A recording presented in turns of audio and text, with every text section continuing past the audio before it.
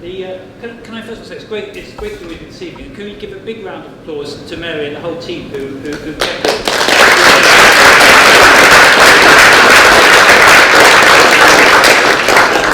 There's probably nowhere in the country where Boris Johnson is less popular than Liverpool and Merseyside. That's saying something, because I don't think he's wildly popular anywhere much else too, except maybe in Killington and Eton College.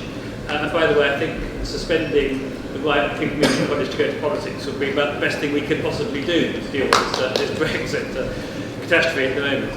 But part of the reason why he's unpopular is, of course, he's getting a reputation for just being a straightforward dissembler and liar. And today, if you've caught up with the news today, we've got the latest instalment of the Boris Johnson lies. Do you remember Do or Die, which was the latest of the Johnson pledges carved in stone, and he became Prime Minister? Well, he's lodged papers in the Scottish court today because of another great case brought by the wonderful Joanna Cherry. I'm becoming quite pro the SNP, by the way, as all this Brexit thing unfolds, where he's actually said that the government will apply for an extension of Britain's membership of the European Union at the end of October, if, as now is virtually certain, that there isn't a deal, and of course Parliament has ruled out no deal. So, remember, he was in favour of being in the European Union, and then he was against it. He was in favour of being in the single market and the customs union before he was against it. Now it was do or die, we're definitely leaving, come what may, and now it turns out that we're staying.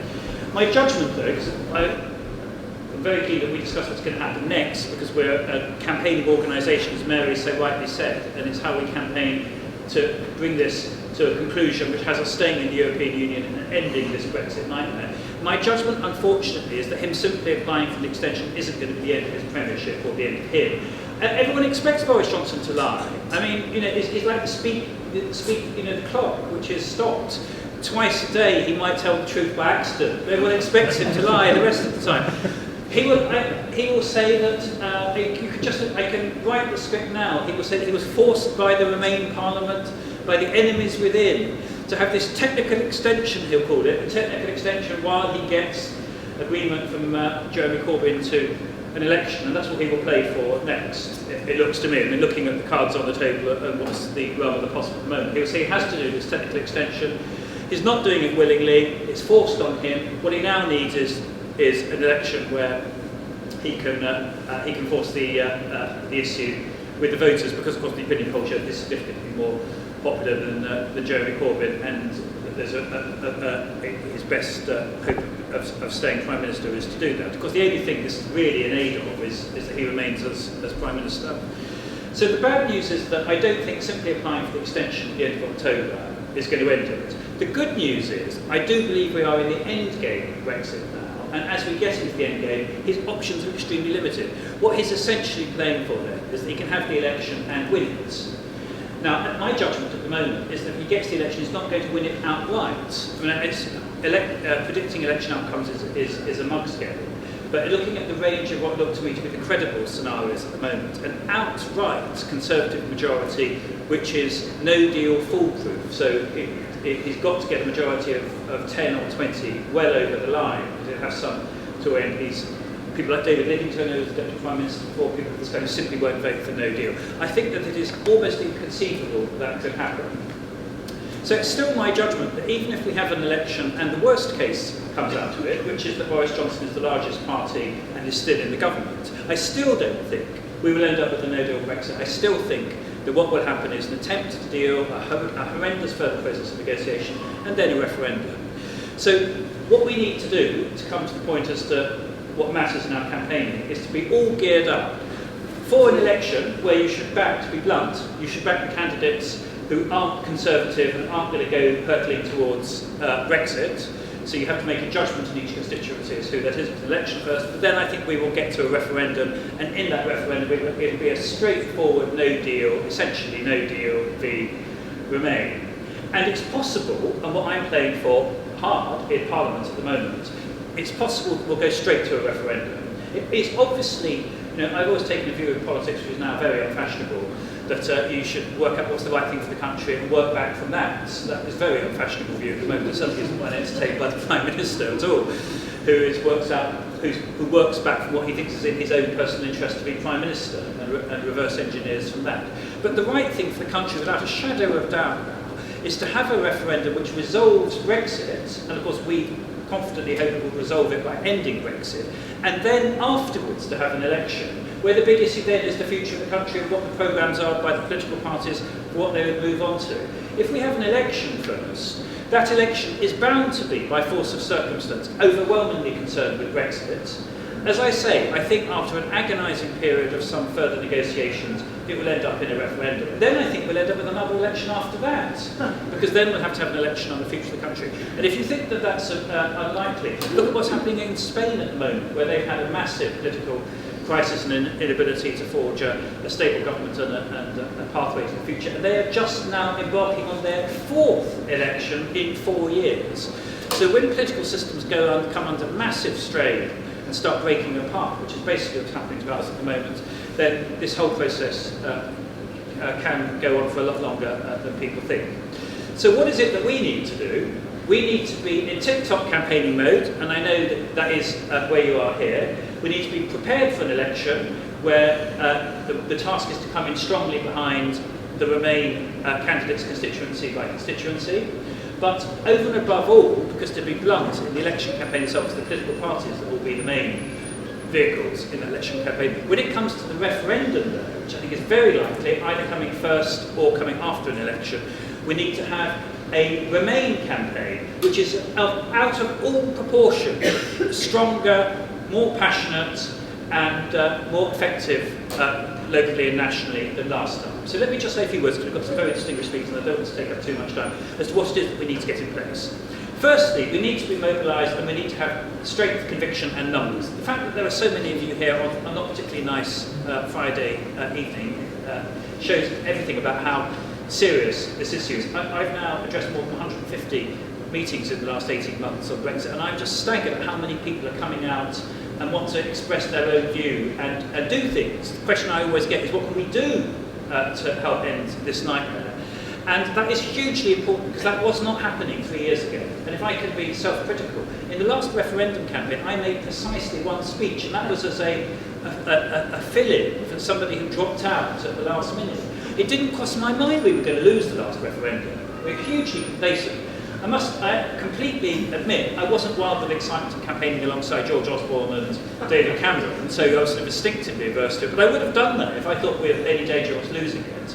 There was massive complacency last time. Next time there will be no complacency. There was quite a lot of complacency at local level too. So a lot of people who were passionate about staying in the European Union didn't actually think that the vote was going to go the wrong way.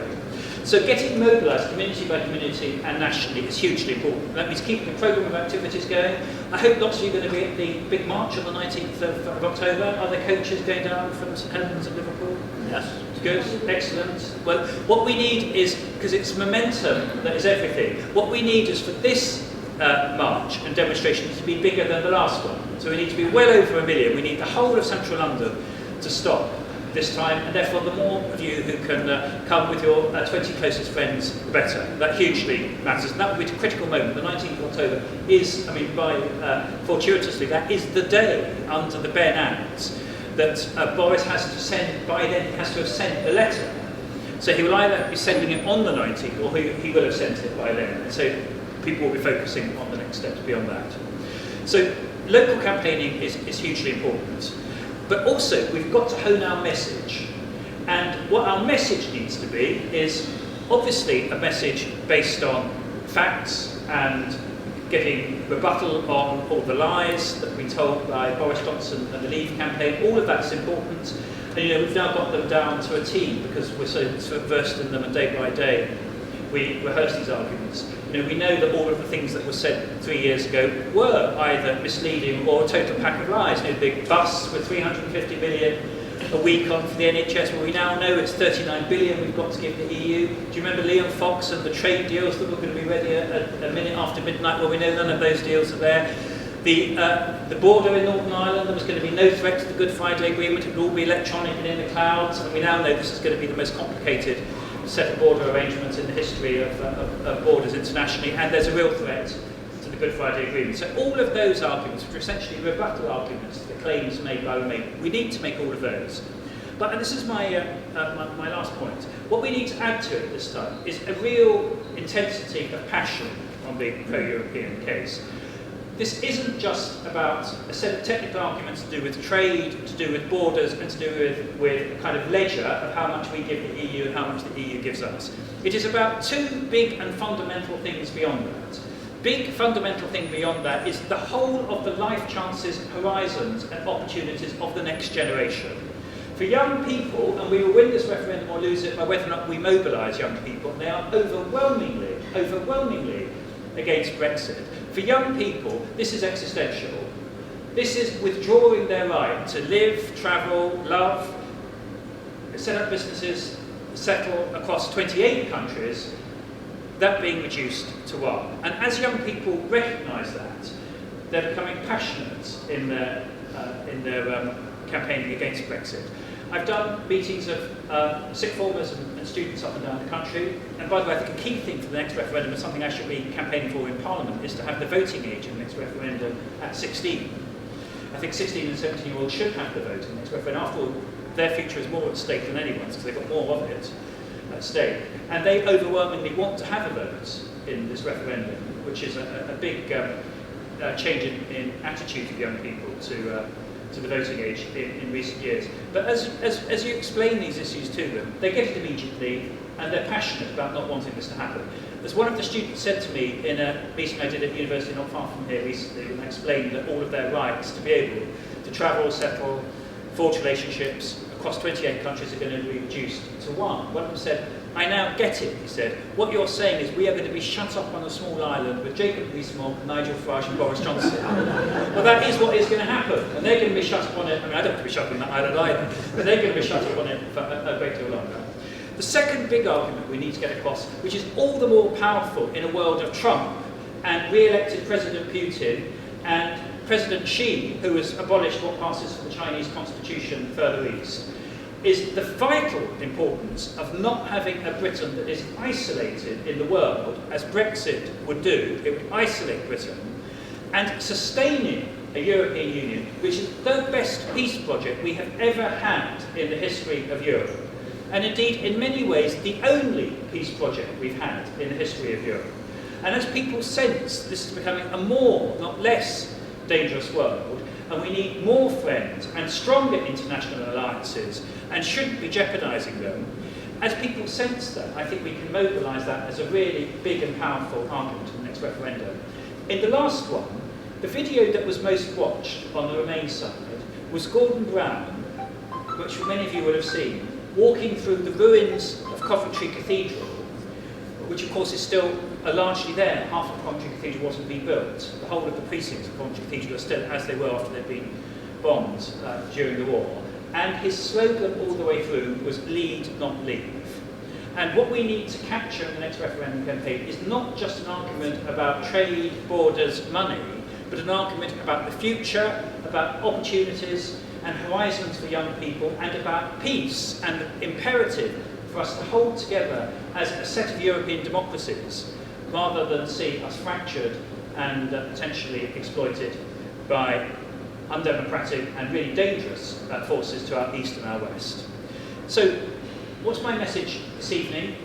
It's great that we're all here. We need to turn our solidarity into action. That means action locally, it means action nationally in the demonstration on the 19th of October, and there'll be more to come since.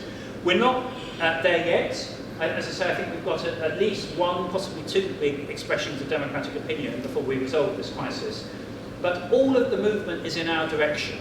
And the fact that Boris Johnson is being forced from lie to lie and extremity to extremity, ultimately, even with people like Johnson, they run out of road. My sense is he's running out of road, and provided we don't flinch and we stick with the pro-European cause and campaign all the way through to the end, I honestly believe now that we are on the verge of being able to win this. And once we've won this, and we've stayed in the European Union, and we've put this Brexit thing behind us as a nightmare, we can get onto those things that now really matter to the country, which is how do we improve our public services? What do we do about opportunities for young people? How do we deal with those big and pressing issues which are of huge concern, particularly in communities like St Helens, where there was a very strong leave vote in the last referendum, and a large part of that leave vote was caused by the very social crisis which we need to tackle so that we don't have a constant recurrence of this Brexit virus which has affected our politics and our society. So thanks for coming. Great discussions that we're going to have this evening, but we need lots of action to follow from it, and I know you're up for that too. Thanks very much.